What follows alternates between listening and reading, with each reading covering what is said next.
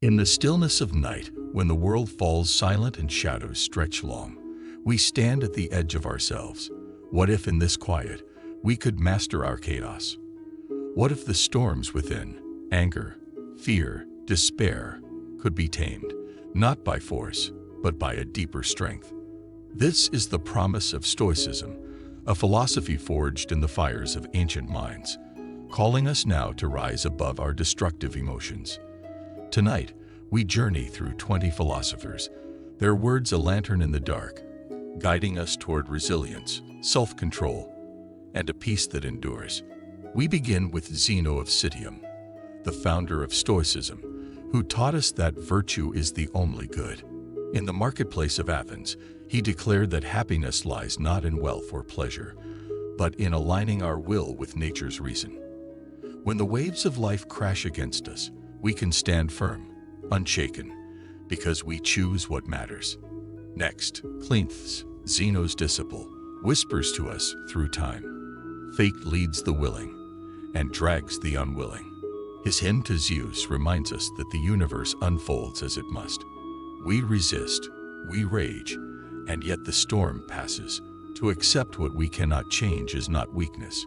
It is the courage to walk through fire and emerge whole. Chrysippus, the great systematizer, saw the mind as a fortress. He wrote that our emotions are judgments we make. Call a loss unbearable, and it becomes so. Call it a lesson, and it loses its sting. Tonight, as we lie in the dark, we can rebuild that fortress, brick by brick, until no fear can breach it. The Roman Stoics beckon now. Seneca, in his letters to Lucilius, tells us, "We suffer more in imagination than in reality." How often do we torment ourselves with shadows of what might be? Let them fade. Focus on this breath, this moment. Here, we are unbroken. Epictetus, born a slave, rose to teach freedom. In his Enchiridion, he says, "It's not what happens to you, but how you react to it that matters."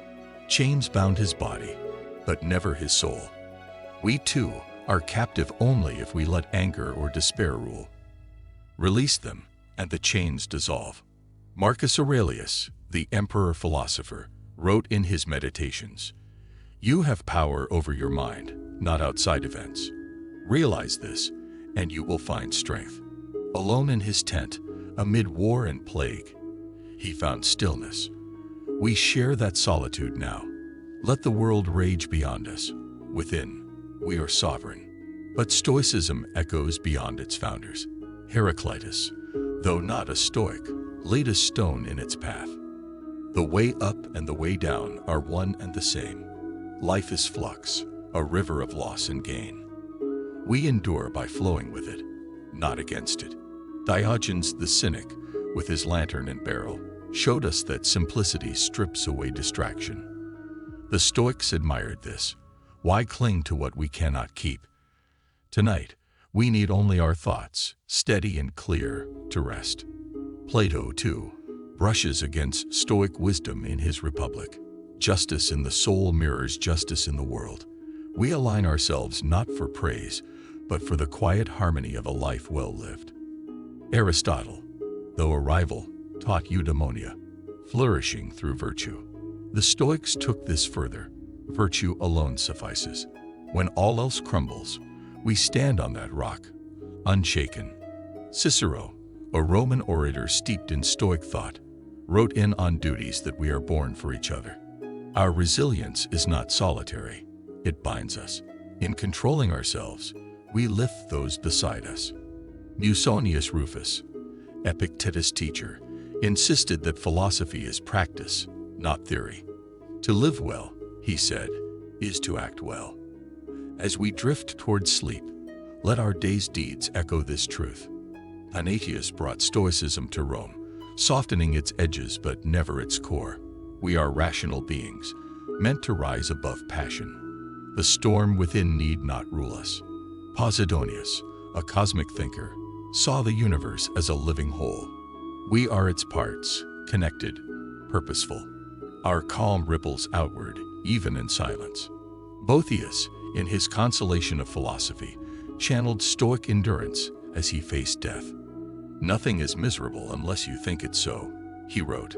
"We, too, can face the dark and call it light." Spinoza, centuries later, echoed this in his Ethics. "All is one substance, and we are its threads. To master emotion is to weave ourselves into the eternal." Kant, with his categorical imperative, bids us act as if our choices shape the world. The Stoics nod. We do shape our world within. Nietzsche, though no Stoic, admired their strength. "What need not kill me makes me stronger. We take the blows and rise, forged anew." Camus, wrestling with absurdity, imagined Sisyphus happy. "We roll our stones, and in the rhythm, we find purpose." Finally, Viktor Frankl, a modern voice, survived the camps by finding meaning. In Man's Search for Meaning, he wrote, "Everything can be taken from a man but one thing, the last of the human freedoms, to choose one's attitude." The Stoics knew this long ago. We know it now. As the night deepens, we lie here, not as victims of our passions, but as their masters. The destructive fires, anger, fear, grief, burn only if we feed them, starve them with reason, with will, with the quiet resolve of those who came before us.